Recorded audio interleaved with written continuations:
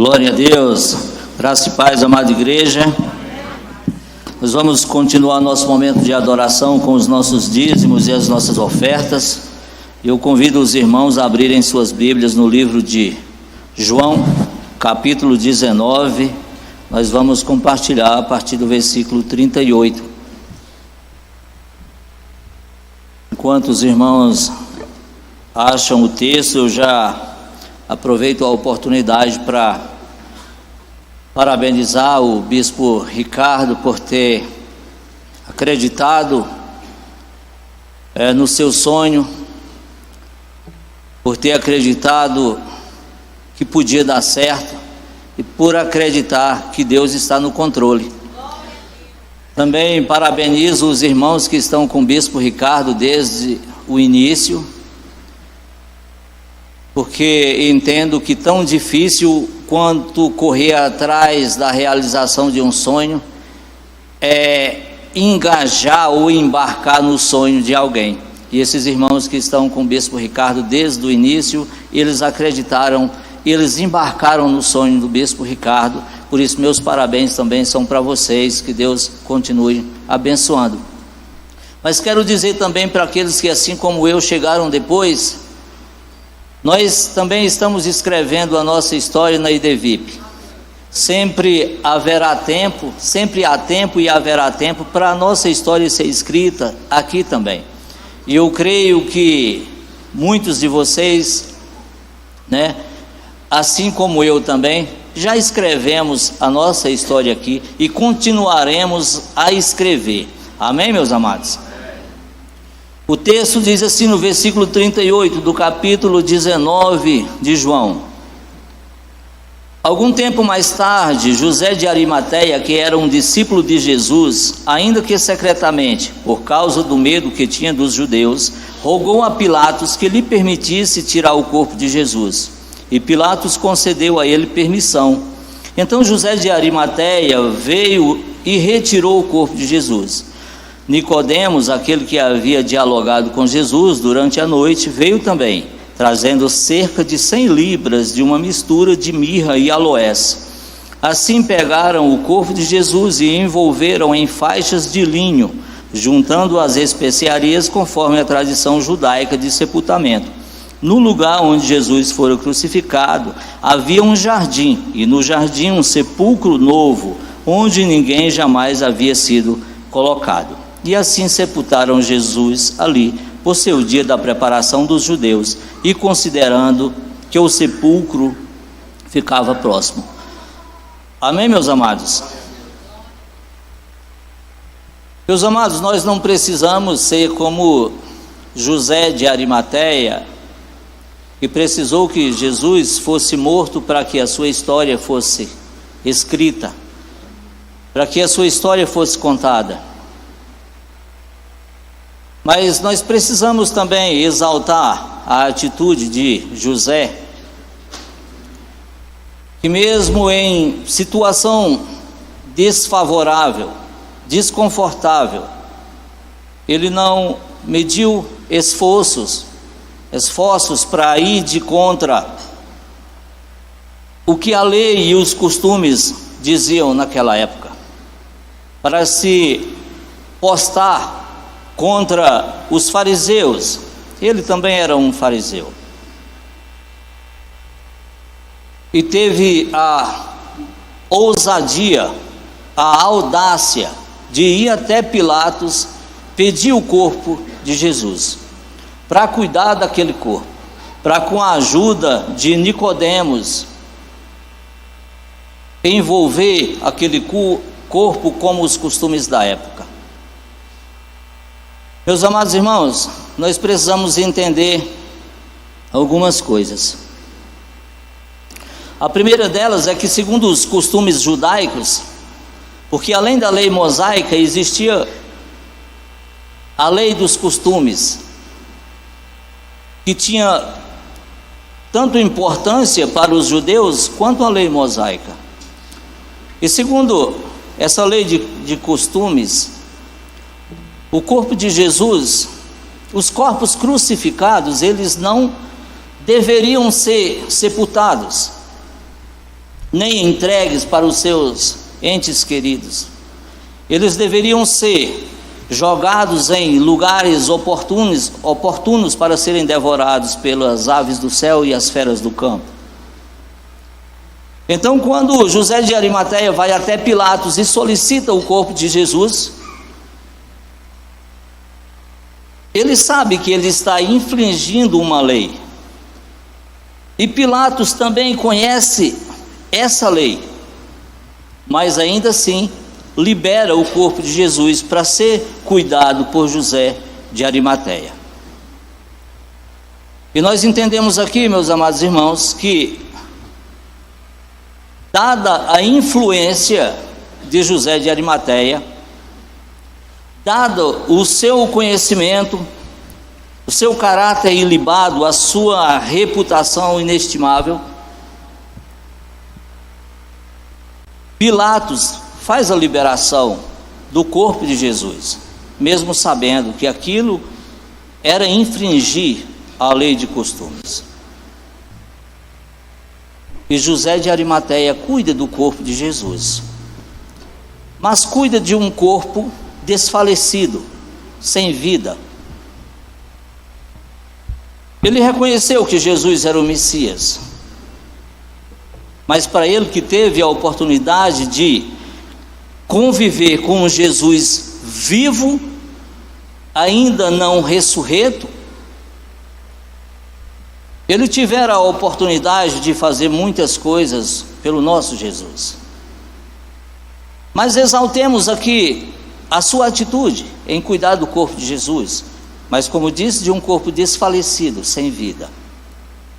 Mas eu e você hoje, meus amados irmãos, nós temos a oportunidade de cuidar do corpo de Cristo, não de um corpo desfalecido, sem vida, como outrora fora cuidado, mas de um corpo vivo, eficaz, de um corpo produtivo, de um corpo ativo, que é o corpo de Cristo, chamada Igreja de Deus, na qual nós vivemos, na qual nós estamos inseridos, na qual nós continuamos a escrever a história de Cristo através das nossas vidas, através da igreja, através do comissionamento pelo qual nós fomos escolhidos. Então nós não precisamos fazer como José de Arimateia, nós não precisamos fazer como Nicodemos, que também teve a oportunidade de fazer muito mais coisas por Jesus, mas foi necessário que Jesus morresse, para que de fato eles agissem. Meus irmãos, por conta dessa atitude de José de Arimateia, ele foi lançado no cárcere, os seus bens foram retirados, foi dividido, repartido. A Bíblia não nos diz isso, mas a história diz, a história nos ensina. Os bens de José de Arimateia, eles foram divididos entre os membros do Sinédrio e os seus parentes, e ele foi lançado no cárcere, e ficou ali esquecido, como pregou o nosso irmão Lindeberg ontem à noite. Mas percebam, meus amados irmãos, que de forma alguma nós poderemos estar esquecidos aos olhos humanos, à mente humana, mas Deus não se esquecerá de nós nem um minuto sequer, nem um momento sequer. Deus não se esqueceu do feito de José de Arimateia. Deus não se esqueceu do que José de Arimateia havia feito pelo corpo do seu filho amado. E passados 13 anos que José encontrava-se no cárcere, o governador de Roma, Tibério Alexandre, querendo investir no ramo de exportação, procurava, mas não entendia nada desse ramo. Tinha o capital, tinha o investimento, mas não conhecia alguém com know-how suficiente, com conhecimento de causa suficiente, para que pudesse ali estabelecer uma sociedade. Mas falam para ele: eu conheço alguém. Só que esse tem um porém, esse alguém está preso há 13 anos. E Tibério Alexandre revê o processo de José de Arimateia e retira-o do cárcere, e ali faz uma sociedade com ele. E a história conta que José de Arimateia, ele tornou-se rico novamente, fazendo muitas viagens, só que dessa vez os seus recursos ele passou a investir no cristianismo, ele passou a financiar a história da igreja pela qual nós fomos alcançados hoje. Então muitas vezes, meus amados irmãos, nós precisamos entender que o nosso ministério muitas vezes é investir na casa de Deus, é investir no reino de Deus. Como a própria Bíblia nos ensina, Deus criou uns para apóstolos, uns para profetas, e a gente precisa entender qual que é o nosso ministério, e muitas vezes o nosso ministério é contribuir, e José de Arimateia fez isso, né? Como já disse anteriormente, com o corpo morto, depois com uma igreja viva, igreja de Jesus. Então entendam uma coisa, meus amados irmãos, para que nós façamos uma reflexão.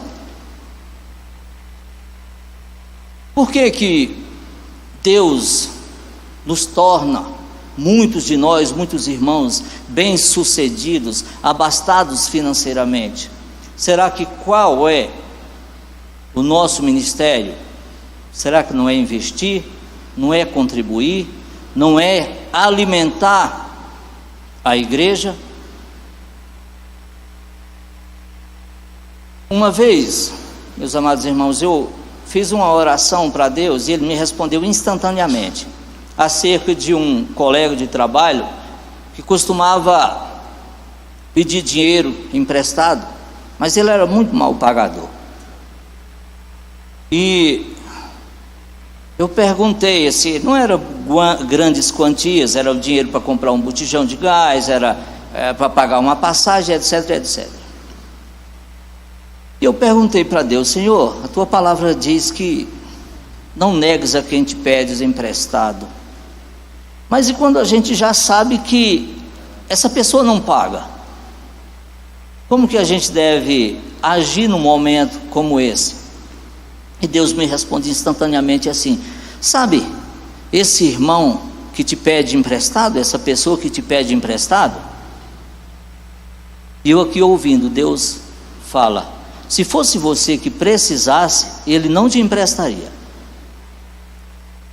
Eu fiquei muito contente de ouvir aquilo de Deus. Falei, às vezes a gente parece que quer ensinar as coisas para Deus, né? O Senhor está certinho, Deus, eu tenho certeza que não emprestaria mesmo. Mas Deus não havia acabado de falar, Deus continuava falando ainda. E Deus continua falando e diz: é por isso que eu dou a você a oportunidade de emprestar, e não a ele. Então, meus amados irmãos, a gente precisa ser bons mordomos e ter entendimento daquilo que Deus colocou nas nossas mãos. Porque muitas vezes, como já disse, o nosso ministério é investir na obra do Senhor, é contribuir na obra do Senhor. Então hoje eu e você temos a oportunidade de cuidar do corpo de Cristo, não de um corpo desfalecido, mas de um corpo vivo. Amém, meus amados irmãos? Então convido os irmãos a ficarem de pé. Eu quero orar com os irmãos nesse momento. Na sua cadeira tem um envelope, na parte para quem está na frente, na parte de trás das cadeiras tem um bolso, tem um envelope. Para você que nos assiste de casa, está aparecendo o QR Code aí na sua tela. No envelope também tem o CNPJ da igreja, que é o nosso Pix. Lá atrás nós temos uma maquininha de cartão de crédito. Então, se assim for o desejo do seu coração, fique à vontade, fique em paz para ofertar, para dizimar na casa do Senhor, para investir e contribuir com o corpo de Cristo. Santo Deus amado, eu glorifico o teu nome, Pai amado, e sou agradecido, Senhor Deus, pelos teus feitos. Sou agradecido, teu Pai amado, pelas maravilhas que o Senhor tem feito nos nossos dias, pelas maravilhas, Santo Pai amado, que o Senhor tem feito na tua igreja. Sou agradecido, Pai amado, pelo teu mover santo nesses dias de festa aqui, Pai amado, nesse tempo, Pai amado, de aniversário. Pai amado, em nome de Jesus, eu te agradeço, Pai amado, porque o Senhor Senhor tem suprido todas as nossas necessidades. Eu agradeço, Pai amado, porque ainda que nas dificuldades é perceptível o Teu agir nas nossas vidas, é perceptível o Teu agir na vida da Tua igreja, Pai amado. Por isso, em nome de Jesus, continua a derramar, Pai amado, do Teu poder, das Tuas bênçãos, do Teu sobrenatural e de tudo aquilo que nós necessitamos, seja de ordem financeira, seja de ordem espiritual, que o Senhor esteja abençoando cada irmão e cada irmã, em nome de Jesus. Amém, Senhor Deus. Amém. Pode sair do seu lugar.